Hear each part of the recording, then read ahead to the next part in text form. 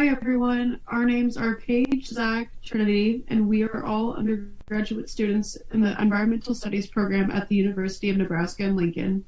We are so thrilled to be able to present to you guys. We're so sorry we couldn't make it, but we appreciate you taking the time to listen to us present today. Our topic at hand deals with the public transportation system here in Norfolk. We have been working with Steve Rames, the city engineer, to learn about ways to encourage adaptation and growth of Norfolk public transportation. We worked with Steve to select this topic based on its inclusion as one of Norfolk's goals and objectives in the 2014 Norfolk Comprehensive Plan. After doing some research and surveying some of the citizens in Norfolk, we realized that you all are aware of lots of modes of different transportation methods, like the newly arrived forklift express bus system and the city sidewalks and bike lanes. Sometimes when you think about taking the bus or riding your bike to work or school, it may seem like an inconvenience. However, while using your personal vehicle to drive to work, it may seem easier. There are some harmful chemicals that are released from the exhaust in your car into the air that we breathe in and that can cause damage to your health, such as your lungs and skin. By using a software called ClearPath provided to us by ICLEI USA, we were able to project what the clean air levels would hypothetically look like in Norfolk if more people were to use less vehicle miles traveled, or known as VMT, and take the bus or walk to places around town instead of driving their car. On the next slide, we will show you what those measurements and projections were. Now, we don't expect everyone to always walk and take the bus everywhere they go, but the more citizens that use the sidewalks and choose to take a forklift to work instead of driving their own car, the cleaner, nicer, and healthier Norfolk will be to live in. Based off of our pre-presentation survey, at least 56.5% of participants were able to use public transportation options to get to and from work. This number was a lot higher than we expected. As far as the 30.4% who say they couldn't are concerned, we are curious to understand the reasonings behind why they aren't able to. Do they live too far out of town? Are there not developed sidewalks or bus routes that reach their homes or works? If this category applies to you, we will be discussing it more at the end of the presentation. Anyhow, we used these survey results to crunch some numbers about how air quality in Norfolk could be improved by reducing car emissions associated with driving to and from work. We wanted to see what the transportation emissions impact would be if we encouraged 56.5% of the adult Norfolk population to use alternative forms of transportation just 5 times a month. Here is the potential impact.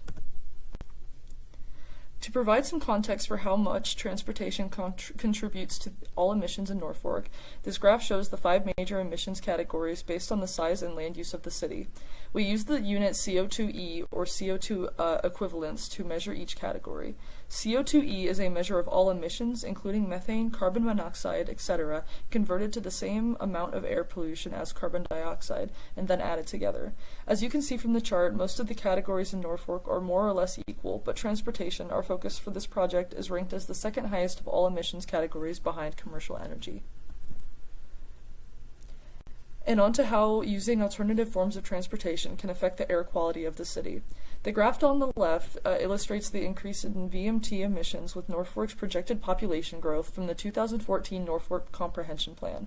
As you can see, with no interventions to mitigate emissions, population growth will simply cause more polluted air in the city. The graph on the right still includes projected population growth, but it also takes into account the projected national average adaptation of electric vehicles and our estimate of how Norfolk citizens could reduce emissions by opting to take public transportation to work instead of driving their cars. Our calculation for this metric included dividing out the city's total VMT for 2019 by the number of citizens over 18.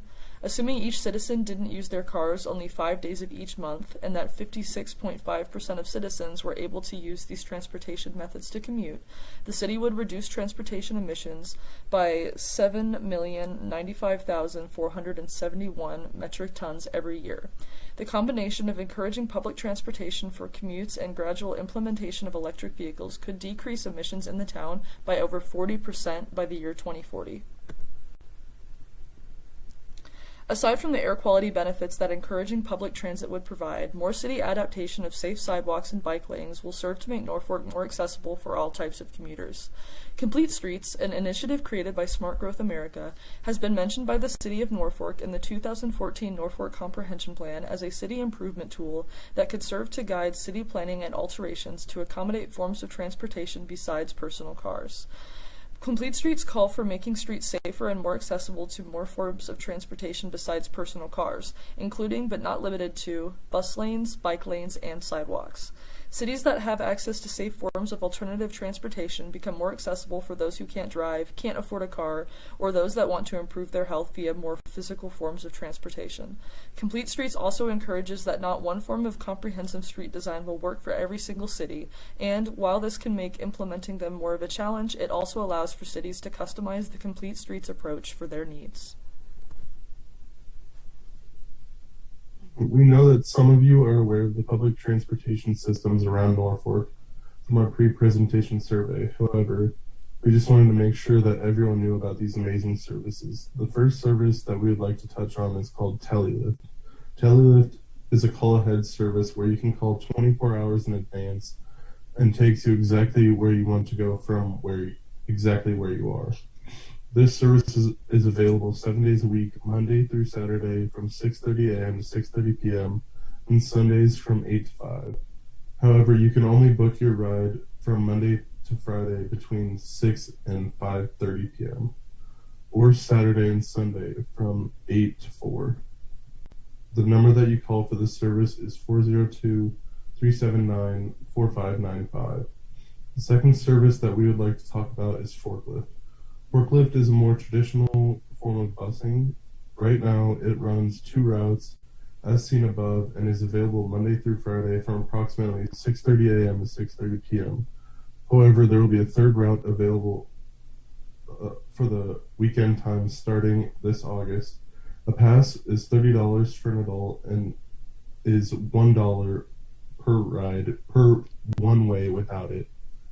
And anyone under 18 rides free. Express Lift is the last service and it will be very similar to like the Uber app. It is a same-day order service and then same-day order, same-day ride service that will come sometime in late 2022. Walking or biking to school or work can have many health benefits, even if you can't do it the whole way there and can just walk or bike to a bus stop and then have that take you the rest of the way there. When you exercise, your body releases endorphins, which are neurotransmitters that tell your brain that they are happy.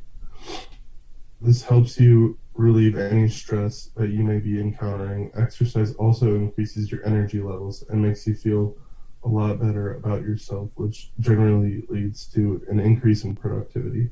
The average person burns around 100 calories during a mile walk. If you walk to and from work, which is on average, that means that you are burning 200 calories, which is a lot more than you would normally do. Overall, even the smallest amount of exercise makes you a lot healthier person, both mentally and physically. And walking or biking to work is a great and easy way to do this. So what does this mean? After learning about the city and its current and desired public transportation, we recommend that the city works to focus on the Complete Streets model for future development, continues to gather data concerning emissions to monitor air quality, and works to encourage citizens to try out new forms of transit, like forklift and walking or biking for their transportation needs. Thank you for taking the time to listen to our presentation today. We hope that you can take something away from it and possibly consider using more of Norfolk's alternative transportation modes. We also include here a QR code for you guys just to scan. It's a short survey just for us to measure citizens' opinions now that they have viewed our presentation. So we would really appreciate it if you would take the time to fill it out. And thank you again to everyone who has helped us with this project.